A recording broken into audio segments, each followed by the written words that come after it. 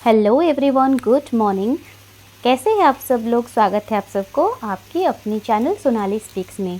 तो सुबह सुबह उठ के फ्रेश होने के बाद बज गया था लगभग 7:30 और किचन में आते आते मैं देख रही हूँ क्या ये हो रहा है, ज़ोरदार से बारिश। मॉनसून का सीज़न है और मैं यहाँ पे बालकनी में खड़ी होकर कुछ देर अपनी आँखों को ठंडक पहुँचाने वाले ये बारिश देखते हुए। मुझे ना सुबह सुबह इस तरह का बारिश बहुत पसंद आता है, लेकिन फिर जब याद आ जाता है कि ऑफिस के 5 या 10 काम भी होते हैं तो थोड़ा दुख तो होता है।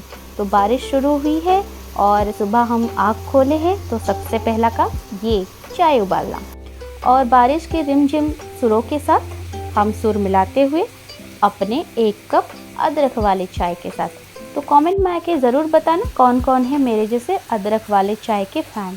और सुबह सुबह 1 कप चाय ना बनाए और चाय ना पिए तो क्या पिए?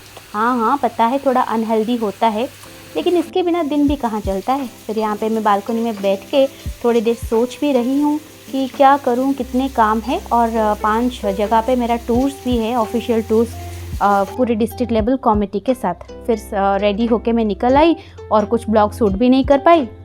फिर मैं डायरेक्टली कैमरा अपना ओपन की रास्ते पे। ये मेरा रोज़ का जाने आने का वही रास्ता, वो मैं लगभग हर दूसरे ब्लॉग में आपको दिखाती रहती हूँ। तो यहाँ पे हम पहुँच गए अपने पहले डेस्टिनेशन पे। तो आज मैं आपको एक स्कीम के बारे में भी इसमें बताऊँगी। ये है उड़ीसा गवर्नमेंट की तरफ से दिया हुआ एक स्कीम MKUY। तो इस स्कीम में ये जो प्रोजेक्ट है ये है एग्रो सर्विस सेंटर का प्रोजेक्ट। एग्रो सर्विस सेंटर का मतलब है, आप ये देखिए, एग्रीकल्चर से रिलेटेड कोई भी इक्विपमेंट आप खरीद सकते हैं और उसमें कोटेशंस होते हैं, क्या क्या खरीदेंगे उसका स्पेसिफिकेशंस भी होता है और उस हिसाब से लोग खरीदते हैं। तो जो सर्विस प्रोवाइडर होता है उसको ये स्कीम मिलता है, उसमें पहले ये इन्वेस्ट करते हैं। और हम जितने भी प्रोजेक्ट देखेंगे या अभी जो देख रहे हैं ये सब 40 से लेकर 50 लाख के अंदर के प्रोजेक्ट्स हैं और इस पर सरकार की तरफ से 50% की सब्सिडी भी मिल रहा है। तो ये एक सीड ड्रिलर है, यहाँ पे 6-7 तरह की मशीन है। ये जो बड़ा वाला है ये हार्वेस्टर मशीन है कुबोटा की तरफ से। मैं जिस जगह पे काम करती हूँ ये जगह को हमारे स्टेट का राइस बॉल भी माना जाता है। मतलब यहाँ पे एग्रीकल्चरल एंड अलाइड एक्टिविटीज़ बहुत ज़्यादा होता है और यहाँ पे डबल क्रॉप भी होता है। तो हर एक जगह पे हम जाते हैं तो उस जगह को हम जियो टैगिंग करते हैं और जियो टैगिंग का फ़ोटोज़ हमें अपलोड करना पड़ता है गवर्नमेंट साइट्स में। तो आज का जो विजिट था वो सिर्फ मेरी फिशरी डिपार्टमेंट की तरफ से नहीं था, ये एक जॉइंट विजिट था।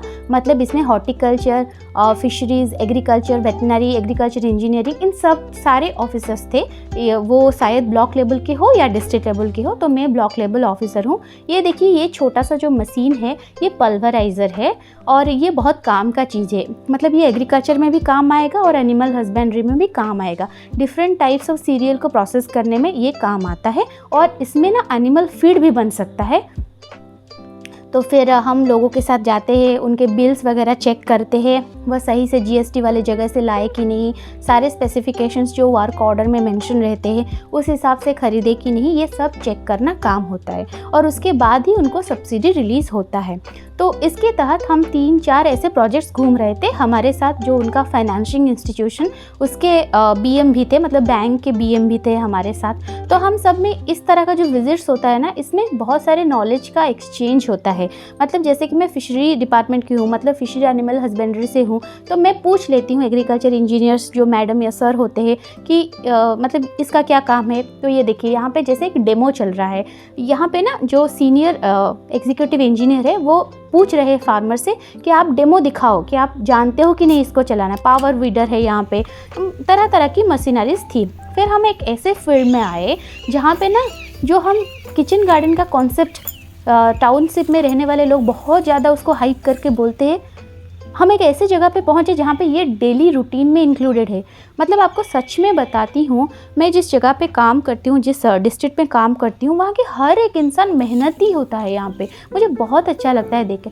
देखिए, इतना छोटा सा जगह है, इतनी सी जगह पे उन्होंने लौकी और यहाँ पे क्या है ये पम्पकिन शायद था, हाँ पम्पकिन था, वो सब उन्होंने कल्टीवेट कर रखा है वहाँ पे। मतलब धान की खेती होता है, उसके साथ ये मशीनरीज उन्होंने भी प्रोजेक्ट लिया है दूसरा, ये एक दूसरा प्रोजेक्ट है। और उसके साथ ऐसे छोटे छोटे हॉर्टिकल्चर, वेजिटेबल्स, ये सब भी करते हैं।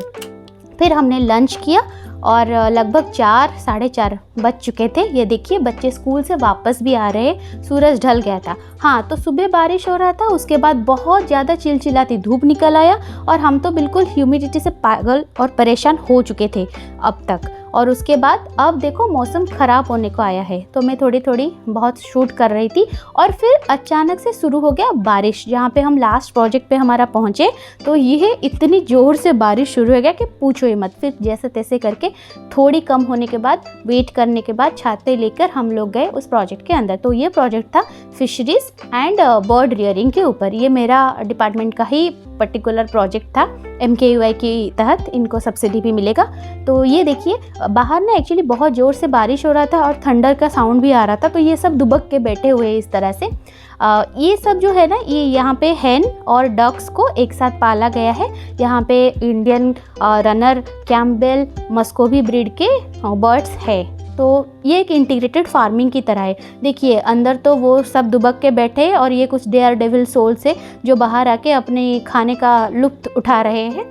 तो ये जो फार्मर है, इनका इंटीग्रेशन ये है कि ये फिशरी के साथ साथ बर्ड रियरिंग भी करते हैं, मतलब अंडा और इनका चिकन और मछली। ये तालाब देख सकते हैं, इनके पास लगभग 1.5 एकड़ का तालाब है और हम बारिश में भीगते हुए जैसे तैसे करके अपना जियो टैगिंग का काम ख़त्म करते हुए। इस तरह का जो विजिट्स होता है इसमें बहुत अच्छा लगता है, क्योंकि हम जो सारे ऑफिसर्स होते हैं लगभग एक ही यूनिवर्सिटी से होते हैं। फिर मैं आ गई जवान के पोस्टर के सामने। जब मैं घर को आई तब तक शाम ढल चुका था और मेरे हस्बैंड ने मेरे लिए प्लान कर रखा था एक मूवी डेट का। तो जवान तो अभी हाइप पे है, तो मैं आ गई थी जवान देखने के लिए। बहुत टायर्ड थी, फिर भी आ गई थी। जवान मूवी का रिव्यू मैं आपको बाद में दूंगी। Thank you for watching my blog. Bye bye.